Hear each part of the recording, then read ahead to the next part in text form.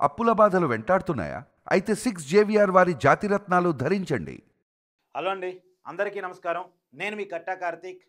America అధ్యక్షుడు Donald ట్రంప్కి భారత ప్రధాని నరేంద్ర మోడీ గట్టి సమాధానం చెప్పారు.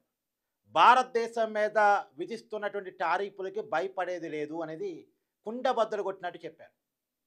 భారతదేశంలో నష్టపోయే రైతులకి ప్రభుత్వం అండగా ఉంటుంది. అవసరమైతే జరిగేటువంటి నష్టాన్ని, పెరిగే భారాన్ని ప్రభుత్వం భరించడానికి కూడా ఏమాత్రం వెనకాడదు అని చెప్పేసి కూడా మోడీ గారు చెప్పారు.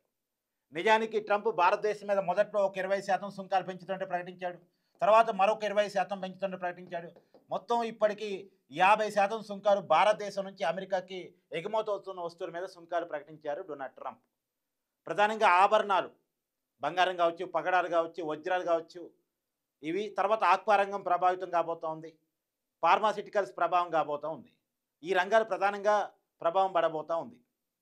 ఈ రంగాల్లోనే ఎక్కువగా అమెరికాకి ఎగుమతులు జరుగుతూ ఉంటాయి.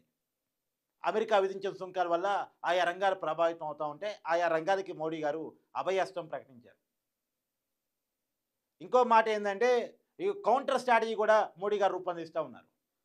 చైనా పర్యటన పెట్టుకోబోతున్నారు మోడీ.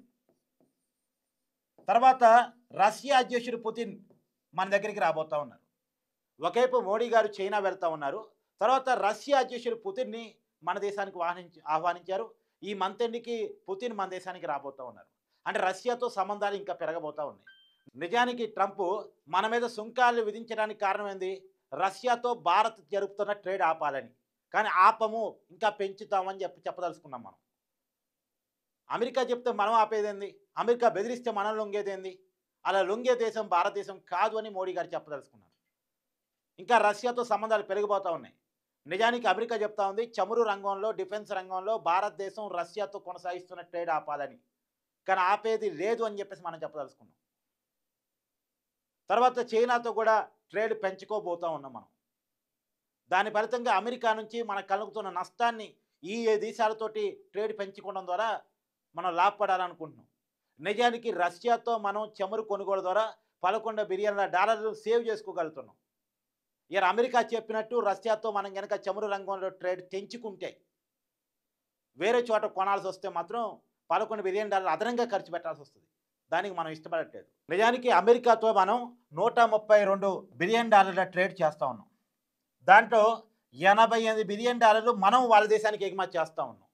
వాళ్ళ దేశం నుంచి మనం $44 బిలియన్ మనం వాళ్ళ దేశం నుంచి దిగుమతి చేసుకుంటా ఉన్నాం. మనం మాత్రం $88 బిలియన్ ఎగుమతి చేస్తూ ఉన్నాం. కాబట్టి $132 కోట్ల రూపాయల ట్రేడ్ వాళ్ళతో చేస్తూ ఉన్నాం. ఈ ట్రేడు ట్రంప్ పెంచిన సుంకాల ఫలితంగా ప్రభావం పడబోతూ ఉంది. ఈ ట్రేడ్లో మనకేదన్నా, మన ప్రజలకు నష్టం వస్తే ఆ నష్టాన్ని తగ్గించుకుంటూ ట్రేడుని మనం రష్యా, చైనాతో పెంచుకోవాలని మనం చూస్తూ ఉన్నాం. ఇప్పుడు భారత్, చైనా, రష్యా ఈ 3 దేశాలు కలిస్తే ప్రపంచ మార్కెట్లో సగాన్ని ఆక్యుపై చేయొచ్చు. ప్రపంచ ట్రేడ్లో సగాన్ని ఆక్యుపై చేయొచ్చు మనం. తర్వాత ఇంకొక మాట కూడా ఏంటి అంటే, దాదాపు ఈ 3 దేశాలు కలిస్తే అమెరికాకి చెమటలేక, భారత్, చైనా, రష్యా కింద కలిస్తే.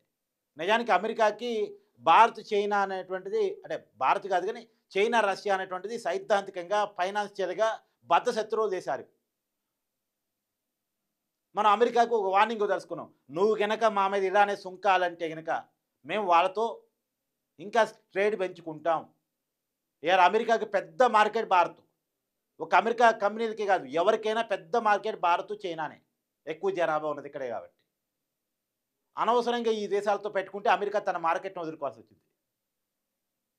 అమెరికా చాలా నష్టపోవాల్సి వచ్చింది. ఇప్పటికే ఈ సుంకాల వల్ల అమెరికాలో రేట్లు విపరీతంగా పెరిగిపోయినాయి. అమెరికాలో కాస్ట్ ఆఫ్ లివింగ్ పెరిగిపోయింది.